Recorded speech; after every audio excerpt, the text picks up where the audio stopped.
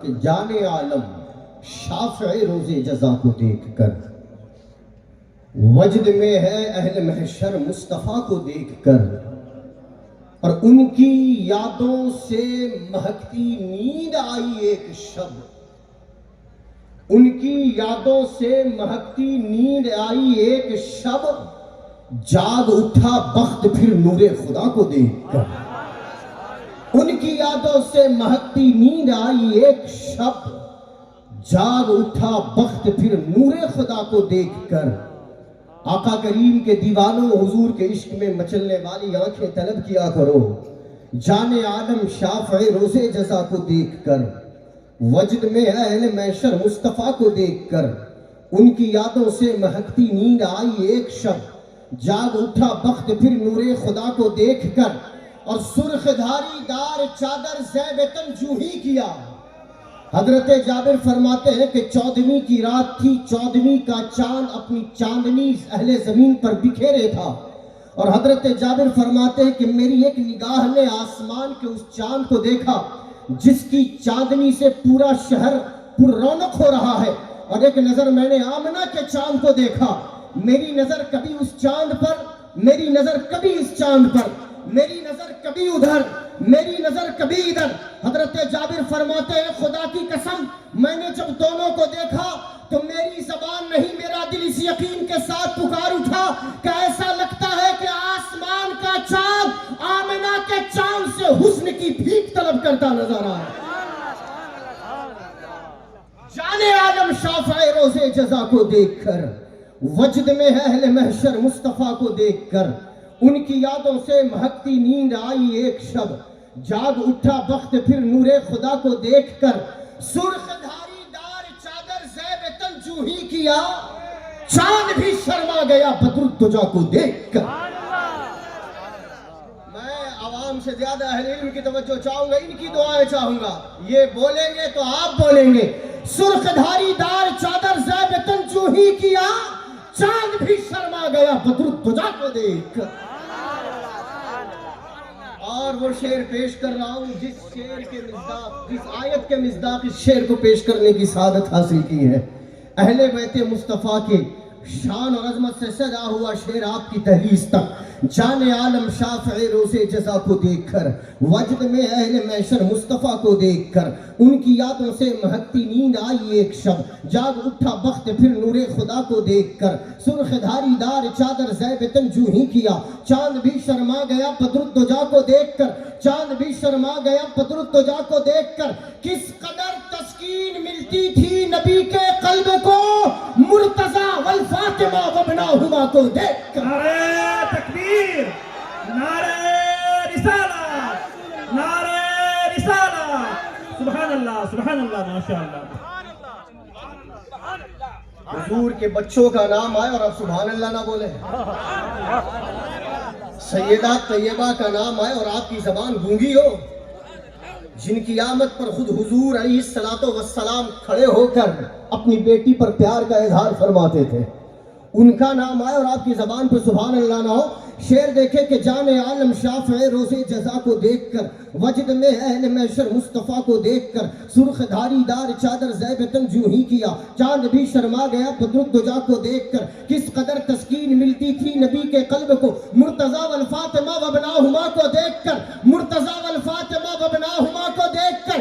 اللہ اللہ اللہ اللہ، جنتی حوروں کو یہ کیا ہو گیا، اللہ اللہ جنتی حوروں کو یہ کیا ہو گیا، سب نے چہرے ڈھک لیے بی فاطمہ کو دیکھ کر۔ اس شعر پر جس نے سبحان اللہ نہیں بولا نا میں سمجھوں گا کنجوس ہے۔ اس شعر پر جس نے سبحان اللہ نہیں بولا میں سمجھوں گا کنجوس ہے۔ یہ وہ ذات، اس ذات کا نام لے رہا ہوں کہ جب میدان محشر میں جنت کی جانب سیدہ طیبہ طاہرہ عابدہ زاہدہ لخت جگر مصطفیٰ زوجہ مرتضی سیدۃ نساء العالمین بی بی فاطمہ الزہرا سلام اللہ علیہا جب 70,000 حوروں کی جھرمٹ میں ان کی سواری جنت کی جانب جا رہی ہوگی، رب کی بارگاہ سے آواز آئے گی، اے اہلیان محشر اپنی نگاہوں پہ پلکوں کا پردہ ڈال لو، میرے محمد کی شہزادی کی سواری گزر رہی ہے۔ ان کے نام پر نہیں بولیں گے تو کب بولیں گے؟ شان عالم شاہ فیروز جزا کو دیکھ کر، وجد میں اہل محشر مصطفیٰ کو دیکھ کر، سرخ دھاری دار چادر زیبتن جو ہی کیا، چاند بھی شرما گیا بدر الدجا کو دیکھ کر۔ کس قدر تسکین ملتی تھی نبی کے قلب کو، مرتضی والفاطمہ وابناہما کو دیکھ کر۔ اللہ اللہ جنتی حوروں کو یہ کیا ہو گیا، سب نے چہرے ڈھک لیے بی فاطمہ کو دیکھ کر۔ ننھے اصغر کی اداؤں پر ہوئے نازا حسین، رن میں وہ جب مسکرائے حرملا کو دیکھ کر۔ نعرہ تکبیر، نعرہ رسالت، عظمت سادات کرام، سبحان اللہ۔ اہل بیت کے نام پہ جو نہیں بولتا نا پھر وہ نہیں بولتا ہے، جو اہل بیت کے نام پہ نہیں بولتا پھر وہ نہیں بولتا۔ کس قدر تسکین ملتی تھی نبی کے قلب کو، مرتضی والفاطمہ وابناہما کو دیکھ کر۔ اللہ اللہ جنتی حوروں کو یہ کیا ہو گیا، سب نے چہرے ڈھک لیے بی فاطمہ کو دیکھ کر۔ ننھے اصغر کی اداؤں پر ہوئے نازا حسین، رن میں وہ جب مسکرائے حرملا کو دیکھ کر۔ چوکھٹے رشک مسیحا پر اگر آئے اجل، روح نکلے جھوم کر عرفی قضا کو دیکھ کر۔ نعرہ تکبیر، نعرہ تکبیر، نعرہ رسالت، نعرہ رسالت، حضور قائد ملت، حضور قائد ملت، عظمت سادات کرام، فضیلت علم کانفرنس، مرکزی مدرسہ مدینہ العلوم۔ حضرات گرامی، آپ تمامی حضرات ابھی بھی جو گیٹ سے باہر کھڑے ہوئے ہیں، اتنا بہترین خطاب ہو رہا ہے اور آپ باہر کھڑے ہوئے ہیں، آپ تمامی حضرات برائے مہربانی اندر تشریف لے آئیں۔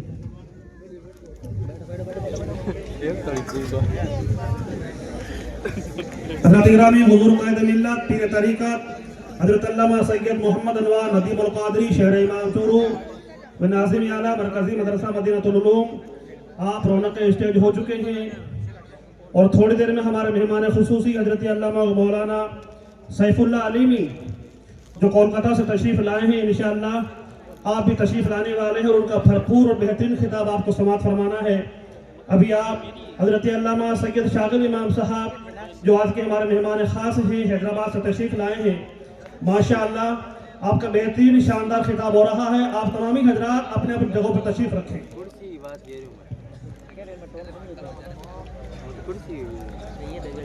اللہم صلی علی سیدنا و مولانا محمد وعلی آلہ وصحبہ وبارک وسلم۔ صلاۃ و سلام علیکہ یا رسول اللہ، صلاۃ و سلام علیکہ یا حبیب اللہ، صلی اللہ تعالی علیہ وآلہ وسلم۔ بہار کی بارگاہ سے لی ہوئی خیرات عاشقان اہل بیت کے درمیان پیش کرنے کی یہ سعادت اور آپ کی بیداد سماعت کے حوالے کرنے کی کوشش کر رہا۔ پھر سے کہوں گا، جان عالم شاہ فیروز جزا کو دیکھ کر، وجد میں اہل محشر مصطفیٰ کو دیکھ کر۔ میں نے کلام سنا دیا، لیکن چونکہ حضرت آئے، لکھنے کی سعادت میں نے حاصل کی ہے تو بطور اصلاح پیش کر رہا۔ حضرت دعا فرما دے، میرے کلام کی مقبولیت کے لیے کافی ہے۔ جان عالم شاہ فیروز جزا کو دیکھ کر، وجد میں اہل محشر مصطفیٰ کو دیکھ کر، ان کی یادوں سے مہکتی نیند آئی ایک شب، جاگ اٹھا وقت پھر نور خدا کو دیکھ کر۔ سرخ دھاری دار چادر زیبتن جو ہی کیا، چاند بھی شرما گیا بدر الدجا کو دیکھ کر، چاند بھی شرما گیا بدر الدجا کو دیکھ کر۔ کس قدر تسکین ملتی تھی نبی کے قلب کو، مرتضی والفاطمہ وابناہما کو دیکھ کر۔ اللہ اللہ جنتی حوروں کو یہ کیا ہو گیا، سب نے چہرے ڈھک لیے بی فاطمہ کو دیکھ کر۔ نعرہ تکبیر، نعرہ رسالت، عظمت اہل بیت، سبحان اللہ، سبحان اللہ۔ اللہ اللہ جنتی حوروں کو یہ کیا ہو گیا، سب نے چہرے ڈھک لیے بی فاطمہ کو دیکھ کر۔ ننھے اصغر کی اداؤں پر ہوئے نازا حسین، رن میں وہ جب مسکرائے حرملا کو دیکھ کر۔ چوکھٹے رشک مسیحا پر اگر آئے اجل، روح نکلے جھوم کر عرفی قضا کو دیکھ کر۔ چوکھٹے رشک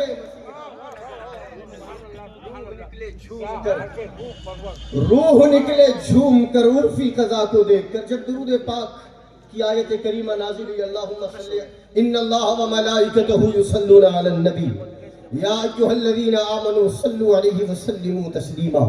صحابہ اکرام بارگاہ رسالت میں آپ صلی اللہ علیہ وآلہ وسلم میں حاضر تھے. کائنات کے والی سے مصطفیٰ کریم علیہ السلام کے جانثار صحابہ نے عرض کیا یا رسول اللہ آقا آپ فرمائیں تو صحیح کہ آپ کی بارگاہ میں درود کیسے بھیجنا ہے. آقا درود کیسے بھیجنا ہے؟ مصطفیٰ کریم علیہ السلام نے مجمع صحابہ میں ارشاد فرمایا صحابہ مجھ پر جب درود بھیجنا تو یوں کہنا اللہم صلی علی محمد وعلی آل محمد. پورا درود پاک آپ کو یاد ہے.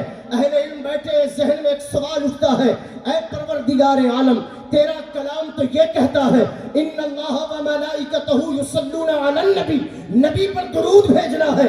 صحابہ نے اپنے آقا سے پوچھا آقا درود کیسے بھیجنا ہے؟ رب کے حبیب نے کہا اللہم صلی علی محمد وعلی آل محمد. قرآن میں آل محمد کا لفظ نہیں ہے لیکن رب کے حبیب نے کہا جب درود بھیجنا تو نبی کے ساتھ آل محمد پر بھی درود بھیجنا. آج کا اردو کتاب پڑھنے والا مولوی نہ تھا، حضور کے وہ صحابہ تھے کہ جن کا یقین کہتا تھا کہ یہ جو مصطفیٰ تشریف فرما ہے یہ اپنی مرضی سے کچھ نہیں کہتے. وما ينطق عن الهوى ان هو الا وحی یوحى. یہ جو کہتے ہیں یہ رب تبارک و تعالیٰ کی مرضی ہوا کرتی ہے.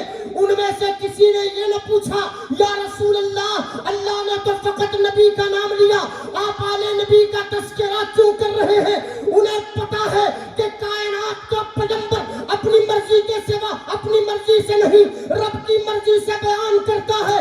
اور اللہ کے حبیب نے اپنے ساتھ اپنی آل کا تذکرہ اس لیے فرمایا تاکہ دنیا والوں کو پتا چلے کہ میری آل مجھ سے جدا نہیں ہے، میں اپنی آل سے جدا نہیں. سبحان اللہ. قرآن کہتا ہے قُلْ لَا أَسْأَلُكُمْ عَلَيْهِ أَجْرًا إِلَّا الْمَوَدَّةَ فِي الْقُرْبَى.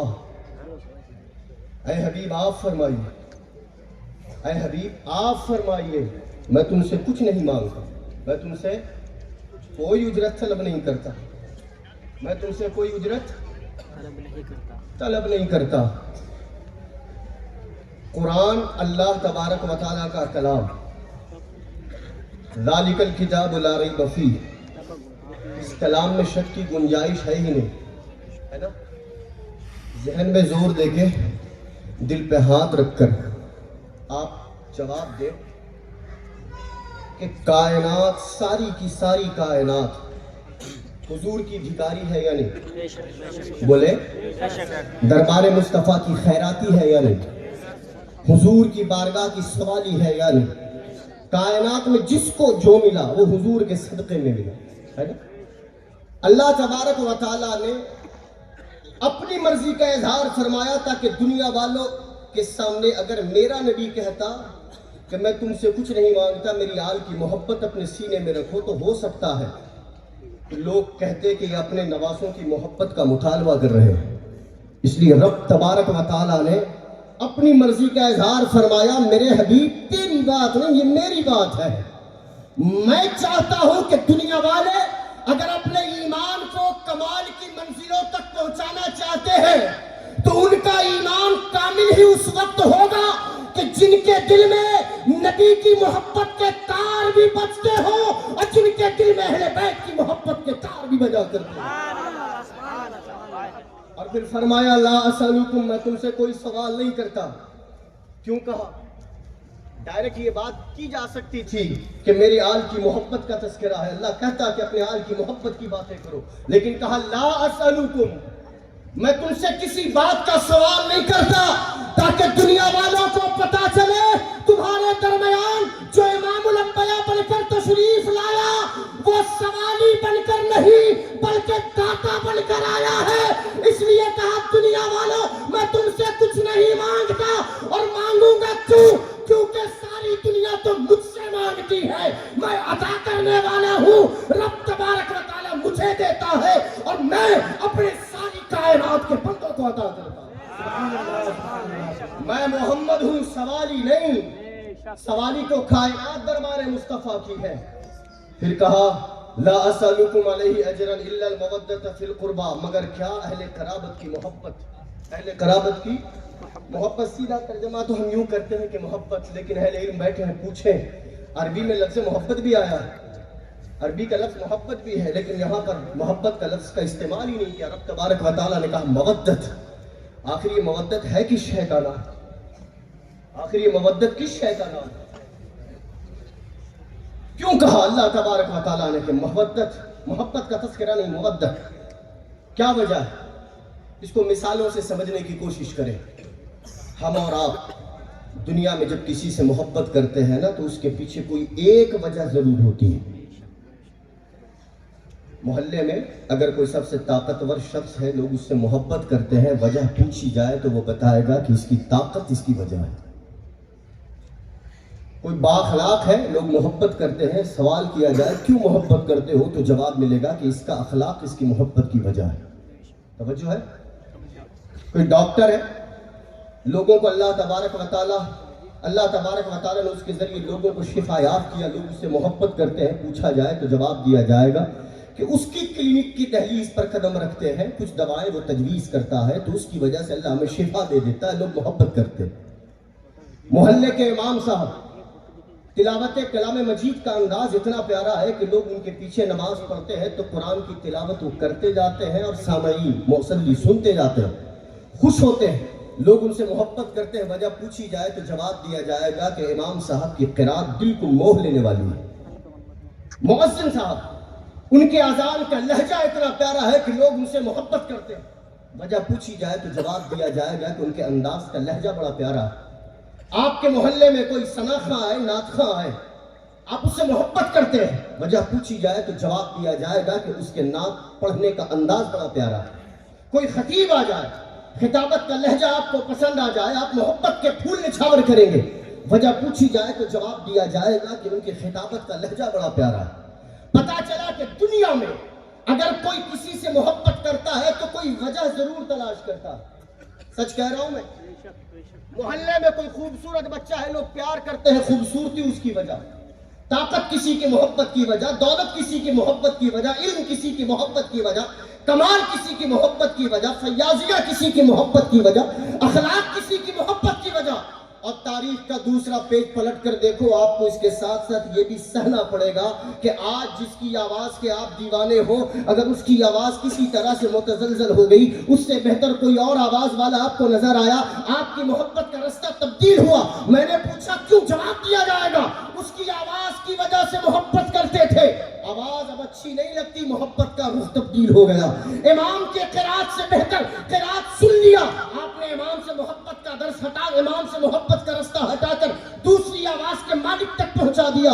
کوئی با اخلاق ہے، جب تک اخلاق تب تک محبت، جب تک طاقت تب تک محبت. پتا چلا کہ جب تک انسان کے اندر وہ صفت، وہ خصوصیت، وہ وجہ ہے، تب تک دنیا محبت کرتی ہے. اور یہ بھی ضروری نہیں کہ آپ کے کانوں کو کسی کی آواز بھائے تو سب کو اس کی آواز بھائے. یہ بھی ضروری نہیں کہ آپ جس سے محبت کرتے ہیں ساری دنیا اس سے محبت کرے. سب کا اپنا اپنا مزاج، سب کی اپنی اپنی فکر، سب کی اپنی اپنی سوچ، سب کا اپنا اپنا خیال، محبت کرنے کا انداز سب کا الگ الگ. اللہ تبارک و تعالیٰ کا کلام اٹھا کر دیکھو، رب تبارک و تعالیٰ یہ بات جانتا ہے کہ میرے بندوں کا نیچر یہ ہے کہ کسی کی محبت 2 دنوں تک، کسی کی محبت 2 سال تک، کسی کی محبت 4 سال تک، کسی کی محبت بچپن سے جوانی تک، کسی کی محبت جوانی سے بڑھاپے تک. ضروری نہیں کہ جو بچپن میں محبت کرنے والا ہے جوانی تک اس کی محبت کا ساتھ ملے گا. ضروری نہیں کہ جو جوانی میں محبت کا ہاتھ تھامنے والا ہے بڑھاپے تک محبت کا ہاتھ تھامے رہے گا. اس لیے رب کائنات نے فرمایا لا اسألکم علیہ اجرا الا المودۃ فی القربى. حبیب اپنے غلاموں سے محبت کا سوال نہیں کرنا، مودت کا سوال کرنا. مودت کا مفہوم یہ ہے کہ دنیا والوں، تم دنیا میں جس سے محبت کرتے ہو اس کی کوئی ایک وجہ ہوتی ہے، سب کی محبت کی الگ الگ وجہ، لیکن میرے گھر والوں سے محبت کرنا ہے تو کسی وجہ سے نہیں کرنا، ایک وجہ ہوگی اور وہ یہ ہوگی کہ ان کی رگوں میں مصطفیٰ کا خون دوڑا کرتا ہے. نعرہ تکبیر، نعرہ رسالہ، عظمت اہل بیت، عظمت फजीलत कॉन्फ्रेंस सुभान अल्लाह सुभान अल्लाह। और ये बात क्यों, इससे ये नतीजा निकला कि सैयद आले रसूल अगर मसनद तदरीस पर जलवा फिगर होकर दरसे बुखारी दे रहा है तब भी उससे मोहब्बत करना है, और आले रसूल अगर किराना स्टोर पर बैठकर शक्कर तोल रहा है तब भी उससे मोहब्बत करना है। आले रसूल अगर मसनद तरीकत पर बैठकर दुनिया वालों को रूहानी फैज पहुंचा रहा है तो उससे मोहब्बत करना है, और आले रसूल अगर ठेला गाड़ी चलाता हुआ केले बेच रहा है तब भी उससे मोहब्बत करना है। आले रसूल अगर आपके दरमियान जुब्बा और अमामा पहनकर जलवागर है तब भी उससे मोहब्बत करना है, और आले रसूल अगर आपके घर का कोई काम करता नजर आ रहा है तब भी उससे मोहब्बत करना है, क्योंकि दुनिया वालों से मोहब्बत करने की दुनिया की कोई वजह होती है, आले रसूल से मोहब्बत की फकत एक वजह कि उनकी रगों में जो डीएनए है वो मुस्तफा करीम के खून से मैच करता है। नतीजा निकला, सज्जद अगर आलिम है तब भी मोहब्बत होगी, सज्जद अगर जाहिल है तब भी मोहब्बत करना होगा, सज्जद अगर पीर है तब भी मोहब्बत करना होगा, सज्जद अगर जाहिल है तब भी मोहब्बत करना होगा, सज्जद अगर गोरा है तब भी मोहब्बत करना होगा, सज्जद अगर काला है तब भी मोहब्बत करना होगा, सज्जद अगर तबीब है तब भी मोहब्बत करना होगा, सज्जद अगर मरीज है तब भी मोहब्बत करना होगा, सज्जद अगर खूबसूरत है तब भी मोहब्बत करना होगा, सैयद का रंग नहीं भाता तब भी मोहब्बत करना होगा, क्योंकि दुनिया की मोहब्बत का मिजाज और है, मुस्तफा की आल से मोहब्बत का मिजाज फकत खूने मुस्तफा। ला असलुकुम अलैहि अजरन इल्ला अल-मवद्दत फिल कुर्बा। हुजूर पाक अलैहिस्सलातु वस्सलाम तशरीफ फरमा है, इमाम हसन और इमाम हुसैन रज़ियल्लाहु ताला अन्हुमा दोनों हुजूर की गोद में आका करीम अलैहिस्सलातु वस्सलाम दोनों को सूंघते हैं। क्या करते हैं? क्या करते हैं? बुलंद आवाज से क्या करते हैं? सूंघते हैं। सूंघते हैं। हुजूर अपने बच्चों को सूंघते हैं, चूमते देखा है, प्यार करते देखा है, पेशानी को बोसा लेते हुए देखा है, हाथों को बोसा लेते हुए देखा है। ये सूंघने का अमल क्या? सहाबा ने पूछा, या रसूलल्लाह ये सूंघते? आका फरमाते हैं हुमा रैहानिया। आका हुजूर फरमाते हैं ये दोनों ये जन्नती फूल है, जिन्हें सूंघता हो तो जन्नत के फूल की खुशबू मैसर आती है। बुलंद आवाज से बोले सुभान अल्लाह, और बुलंद आवाज से बोले सुभान अल्लाह। और यही इमाम हसन है और यही इमाम हुसैन। जब मदाइन फतह हुआ, सय्यदना उमर फारूक रज़ियल्लाहु ताला अन्हु वक्त के खलीफा, खलीफतुल मुस्लिमीन, वो उमर कि जिस रास्ते से चले तो फरमाने मुस्तफ़ा है कि शैतान को जुर्रत नहीं कि उस रास्ते की तरफ आग उठाकर देखे जिधर मुस्तफ़ा का शेर उमर गुजर रहा है। बोले बुलंद आवाज से सुभान अल्लाह, और बुलंद आवाज से, और बुलंद आवाज से। आसपास शैतान तो नहीं है ना? शैतान है तो हजरत उमर के नाम का नारा लगाए, शैतान भूचक्कर होगा। बुलंद आवाज से बोले, और बुलंद आवाज से बोले सुभान अल्लाह। आका फरमाते जिस रास्ते से शैतान चलता है, शैतान जिस रास्ते से उमर चलता है, शैतान अपना रास्ता बदल देता है। जिनके बारे में आका ने फरमाया कि उमर की ज़बान पर हक होता है, जिनके बारे में आका ने फरमाया कि अगर मेरे बाद कोई नबी होता तो वो उमर होते। और ये सय्यदना उमर फारूक रज़ियल्लाहु ताला अन्हु मदाइन फतह हुआ, मुस्तफ़ा करीम अलैहिस्सलातु वस्सलाम का ये शेर नर सय्यदना उमर फारूक रज़ियल्लाहु ताला अन्हु माले गनीमत है, चटाई पर बिछा दिया गया। माले गनीमत जो मैदान जंग में दुश्मनों को शिकस्त देने के बाद जो दुश्मनों का माल होता है, जो उसे इस्लामी हुकूमत अपने कब्जे में लेती है, उसको माले गनीमत कहते हैं। फिर वो तकसीम होता है। माले गनीमत मस्जिद में चटाई पर बिछा दिया गया। सय्यदना उमर फारूक रज़ियल्लाहु ताला ने इरशाद फरमाया, लोगों को जमा करो, लाओ इस माल को तकसीम करना। तमाम लोग जमा हुए। सबसे पहले जो मजमे में खड़े हुए वो नवासे रसूल, जिगर गोश है वजूद, सय्यदना इमाम हसन रज़ियल्लाहु ताला अन्हु खड़े हुए। इरशाद फरमाया, अमीरुल मोमिनीन, मैं हुजूर का नवासा, मैं हसन, मुझे भी इस माले गनीमत में से पेश कीजिए। हजरत सय्यदना उमर फारूक रज़ियल्लाहु ताला ने इरशाद फरमाते, मरहबा मरहबा, आइए आइए, ये तमाम तो आपके ही नाना के कदमों की खैरात है, आइए तशरीफ लाइए। قریب کیا. پھر کہا حضرت امام حسن کو 1000 درہم پیش کیے جائیں. 1000 درہم حضرت امام حسن کو پیش کیا گیا. امام حسن وہاں سے چلے گئے. پھر سیدنا امام حسین رضی اللہ تعالیٰ عنہ بھی کھڑے ہوئے. ارشاد فرمایا امیر المومنین میں حضور کا نواسہ حسین میں بھی حاضر ہوں, مجھے بھی مال غنیمت میں سے کچھ دیجئے. حضرت سیدنا عمر فاروق رضی اللہ تعالیٰ عنہ نے ارشاد فرمایا 1000 درہم امام حسین کو بھی پیش کیے جائیں. امام حسین کو بھی 1000 درہم دیے. کتنے دیے گئے؟ بلند آواز سے کتنے 1000 دونوں کو دیے گئے. دونوں کو 1000 دیے گئے. اب حضرت عمر فاروق کے شہزادے عبداللہ ابن عمر کھڑے ہوئے. عرض کرنے لگا امیر المومنین میں عبداللہ ابن عمر, مجھے بھی مال غنیمت میں سے پیش کیجئے. کہا کہ ہاں مرحبا مرحبا آپ کو بھی دیا جائے گا. پھر کہا عبداللہ ابن عمر کو 500 درہم دیے جائے. کتنے؟ بلند آواز سے کتنے؟ بلند آواز سے کتنے؟ 500 درہم دیے جائیں. حضرت عبداللہ ابن عمر نے حیرت و استعجاب کا منظر پیش کرتے ہوئے عرض کیا یا امیر المومنین میرے سامنے حسن چھوٹے ہیں, حسین چھوٹے ہیں.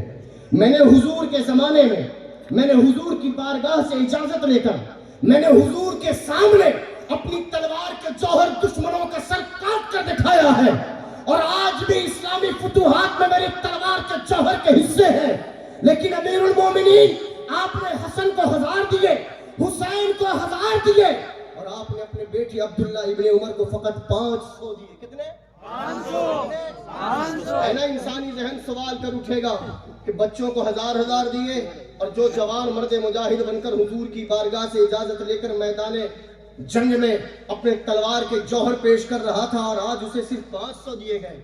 حضرت سیدنا عمر فاروق رضی اللہ تعالیٰ عنہ مسکراتے ہیں اور فوراً ارشاد فرماتے ہیں اے عبداللہ تیرا کہنا صحیح ہے, تو نے حضور کی بارگاہ سے اجازت لے کر میدان جنگ میں اپنی تلوار کے جوہر پیش کیے ہیں. تو نے دیکھا کہ حسن کو 1000 دیے, حسین کو 1000 دیے, تجھے فقط 500 دیے. عبداللہ اگر تجھے بھی 1000 چاہیے تو پھر یہاں سے جا اور حسین کی ماں کی طرح ماں لے کر آ, حسین کے بابا کی طرح بابا لے کر آ, حسین کی نانی کی طرح نانی لے کر آ, حسین کے ماموں کی طرح ماموں لے کر آ, حسین کی خالہ کی طرح خالہ لے کر آ, حسین کے نانا کی طرح نانا لے کر آ.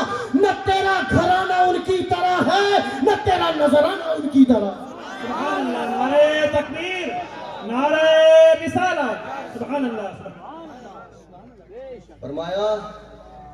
فرمایا کہ میں تجھے بھی دیتا اگر تیرا باپ حسین کے باپ کی طرح ہوتا, تجھے بھی دیتا اگر تیری ماں حسین کی ماں کی طرح ہوتی, تجھے بھی دیتا اگر تیرے نانا حسین کے نانا کی طرح ہوتے, تجھے بھی دیتا اگر تیری نانی حسین کی نانی کی طرح ہوتی. حسین کے بابا کو علی کہتے ہیں, حسین کی ماں کو فاطمہ کہتے ہیں, حسین کی نانی کو خدیجۃ الکبریٰ کہتے ہیں, حسین کے نانا کو امام الانبیاء فخر موجودات ہمارے دلوں کی دھڑکن مصطفیٰ کریم علیہ السلام کہا جاتا ہے. ان سے مقابلے کی باتیں کیسے کر رہا؟ نہ ان کی طرح تیرا گھرانہ ہے, نہ ان کی طرح تیرا نذرانہ. اہل بیت کی محبت جسے مل گئی جسے مل گئی. تمام صحابہ نجوم ہدایت ہے, کسی ایک صحابی کی بھی ادنا سی بھی توہین اور گستاخی ہم اہل سنت و جماعت کا شعار نہیں ہے. اہل سنت کا ہے بیڑا پار, بولے آگے, اہل سنت کا ہے بیڑا پار, اصحاب حضور نجم ہے اور ناؤ ہے اطرت رسول اللہ کی. تمام صحابہ نجوم ہدایت ہے, تمام صحابہ مشعل راہ ہے, تمام صحابہ کو یہ مجدہ ملا رضی اللہ تعالی عنہ. تمام صحابہ حضور کی بارگاہ کے تربیت یافتہ ہے, لیکن اتنا یقین کرنا ہوگا کہ یہ صحابہ جو نجوم ہدایت ہیں, یہ جن کی بارگاہ میں درود بھیجا کرتے تھے انہیں آل مصطفیٰ کہا جاتا ہے. نبی کریم علیہ السلام کی زوجہ حضرت سیدتنا ام المؤمنین خدیجۃ الکبریٰ رضی اللہ تعالی عنہ, امام حسن اور امام حسین ام المؤمنین سیدہ خدیجۃ الکبریٰ رضی اللہ تعالی عنہ کی بارگاہ میں تشریف لائے.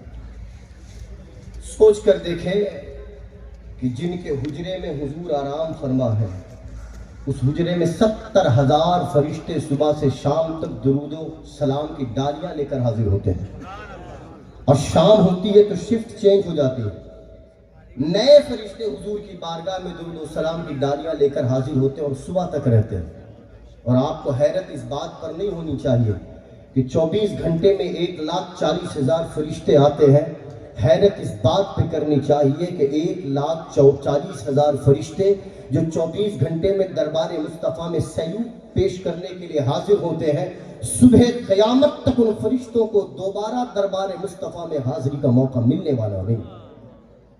وہ حجرہ کتنا عالیشان ہوگا، اور وہ سیدہ خدیجہ الکبریٰ رضی اللہ تعالی عنہا، یہ وہ ذات کہ حضور کی جتنی اولاد آئی اللہ تبارک و تعالی نے تمام اولاد کو ان کے بطن مبارک سے دیا۔ یہ ام المومنین سیدہ خدیجہ الکبریٰ رضی اللہ تعالی عنہا، جب حضور 25 سال کی عمر مبارک تھی، کتنی؟ 25 سال، اس وقت حضرت خدیجہ الکبریٰ رضی اللہ تعالی عنہا نے مصطفیٰ کریم علیہ السلام سے نکاح فرمایا۔ میں واقعات کی تفصیل میں نہیں جا رہا ہوں، بس اتنا کہنے کی کوشش کروں گا، آج ہم اور آپ اگر اسلام کے لیے کوئی قربانی دیں تو ہمارے ذہنوں میں، ہماری نگاہوں میں جزا اور سزا ہوا کرتی ہے کہ ہم یہ کریں گے تو ہمیں اس کی جزا ملے گی، یہ نہیں کریں گے تو سزا ملے گی، ہم اللہ کے نام پر یہ قربان کریں گے تو رب کی رضا ملے گی، حضور کی خوشنودی ملے گی، اللہ تبارک و تعالیٰ راضی ہوگا، جنت میں اعلیٰ مقام پر فائز فرمائے گا۔ لیکن قربان ہو جاؤ ام المومنین سیدہ خدیجہ الکبریٰ رضی اللہ تعالی عنہا کی اس فکر پر کہ انہوں نے مصطفیٰ کریم علیہ السلام کی عمر مبارک 25 سال ہے، ابھی آقا نے نبوت کا اعلان نہیں فرمایا ہے، ابھی نبوت کا اعلان نہیں فرمایا ہے، لیکن حضور کی امانت داری دیکھ کر، حضور کی دیانت داری دیکھ کر سیدہ خدیجہ الکبریٰ مصطفیٰ کریم سے نکاح کے لیے تیار ہوتی ہے۔ پتہ یہ چلا آج اگر کوئی قربانی دیتا ہے تو اس کی نگاہ جزا اور سزا پہ ہوتی ہے۔ خدیجہ نے جو نکاح فرمایا ان کی نظر میں نہ جزا تھی نہ سزا تھی، ان کی نگاہوں میں جو کچھ تھا وہ نکاح مصطفیٰ کی، فیض مصطفیٰ، وہ حضور کی خاطر نکاح فرماتی، اور قربان اس نگاہ پر جو 25 سال کے محمد الرسول اللہ میں نبوت کی جھلکیاں دیکھ رہی تھی، وہ خدیجہ الکبریٰ رضی اللہ تعالی عنہا کے بطن مبارک سے حضور کی تمام اولاد سے حضرت عائشہ صدیقہ رضی اللہ تعالی عنہا کی بارگاہ میں حضرت امام حسن اور امام حسین تشریف لائے، امام حسن اور امام حسین تشریف لائے۔ توجہ ہے آپ کی؟ توجہ ہے؟ تھک گئے آپ؟ نہیں تھکے؟